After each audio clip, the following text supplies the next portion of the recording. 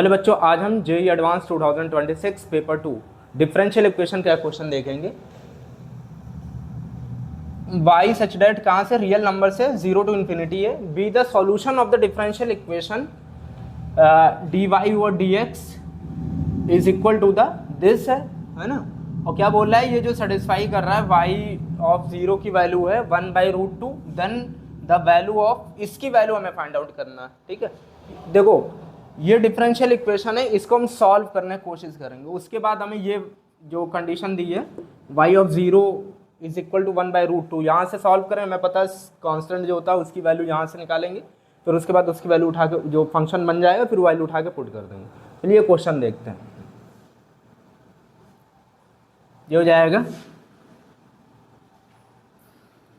dy over dx is equal to the e की power 5x y cube plus y cube upon e की power x plus e की power x into y की power 4। पहले इसको simplify करते हैं, देखते हैं कौन से केस में जा रहा है ना ये। अगर इसको हम थोड़ा से देखें ऊपर वाले में, देखो वाई क्यूब पूरे में कॉमन है, ये हो जाएगा e की पावर 5x प्लस 1 अपॉन यहाँ e की पावर x कॉमन है, हो जाएगा ये 1 प्लस वाई की पावर 4 dy ओवर dx। ठीक, अब देखिए हाँ, ये y में ये वाला पूरा फंक्शन बन जा रहा है, ये x में, यानी वेरिएबल सेपरेबल है ये। तो अगर हम देखिए y वाले इधर ही रहने दें, dy है तो ये हो जाएगा 1 प्लस वाई की पावर 4 अपॉन वाई क्यूब और is equal to the x वाला फंक्शन इधर है e की पावर 5x प्लस 1 अपॉन का e की पावर x इंटू dx। अभी देखिए अभी और सिंप्लीफाई हो रहा है, ये हो जाएगा y की पावर -3 प्लस वाई, ठीक है, इंटू डी वाई। ये हो जाएगा e की पावर 4x प्लस e की power -x into D x. अब ये दोनों तरफ अगर हम इंटीग्रेट कर दें तो हो जाएगा ये y की पावर, ये हो जाएगा देखिए y की पावर -2 प्लस 1, यानी क्या हो जाएगा 1/y², और नीचे क्या हो जाएगा -2, ठीक, फिर plus y²/2 is equal to the e की पावर 4x अपॉन 4, ये क्या हो जाएगा प्लस है e की पावर माइनस, ये क्या हो जाएगा माइनस e की पावर -x प्लस c। ठीक, अब देखिए ये c की वैल्यू हम कैसे निकालेंगे, क्या बोल रहा है, ये y ऑफ 0 की वैल्यू क्या है 1/√2, यानी x की जगह 0 पुट करके y, और y की वैल्यू क्या है 1/√2, y की जगह क्या पुट कर सकते हैं 1/√2 पुट कर सकते हैं, और x की जगह क्या पुट करेंगे 0 पुट करेंगे। देखिए क्या होगा यहाँ पर, अगर हम पुट करें क्या हो जाएगा -1/2, ये हो जाएगा 1/√2 मतलब 2 हो जाएगा है ना, ये हो जाएगा 1/2 upon 2 is equal to the e की power 0 upon 4 plus of -0 plus c।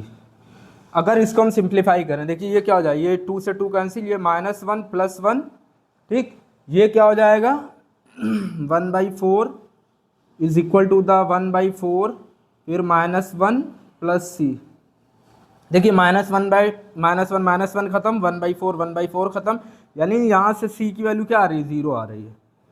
ठीक, यानी ये जो फंक्शन बना, ये जो मतलब सॉरी फाइनल जो इक्वेशन ये बन रही है वो ये बन रही है, इसको सॉल्व करने, ये c की वैल्यू पुट करने के बाद 2y² plus y²/2 is equal to the e की power 4x upon 4 minus e की पावर -x, यहाँ 0 हो जाएगा।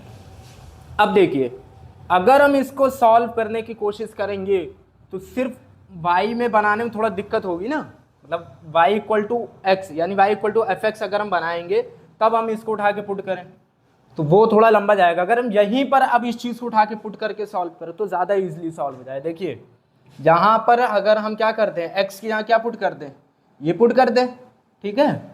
देखिए पुट करने से क्या होगा -1/2y² प्लस y²/2, यहाँ क्या हो जाए, ये 1/4 है, यहाँ e की power 4 times of log 2 base e, ठीक, माइनस e की power minus log 2 base e। ठीक, अब देखिए यहाँ पर अगर हम लॉग की प्रॉपर्टी लगा दे तो सॉल्व हो जा रहा है ना। ये क्या हो जाए -1 क्या हो जाए -1/2y² plus y² is equal to the 1/4। ये क्या हो जाएगा e टू की पावर log 2 की पावर 4 बेस ही क्या हो जाए माइनस e टू की पावर log 2 टू की पावर -1 बेस ही, है ना। अब देखिए ये सेम है तो डायरेक्ट हम ये वैल्यू लिख सकते हैं -1/2y² plus y² 2 is equal to the 1/4। ये क्या हो जाए इसकी वैल्यू 2/4 माइनस क्या हो जाए यहाँ 2 की पावर -1 मतलब 1/2। अब देखिए अब इसको अगर हम सॉल्व करें ये कितना हो जाएगा 16, है ना, यानी यहाँ क्या बचेगा 4 बचेगा। ठीक, ये क्या हो जाएगा। अब देखिए अगर हम इसको सॉल्व कर लें तो हो जाएगा ये -1 प्लस ये हो जाए y की power 4 upon 2y² is equal to the क्या हो जाएगा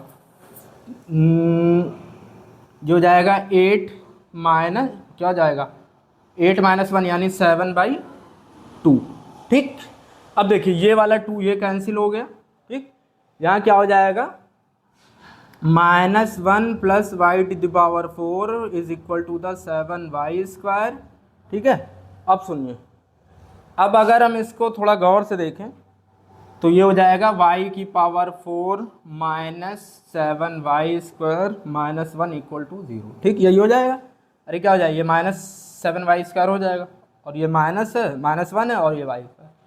अब देखिए अगर हम ये क्या कर दे y² को हम क्या मान ले t मान ले तो ये क्या बन जाएगा t², है ना, क्या हो जाएगा t² -7t। ठीक है, -1 इक्वल टू 0।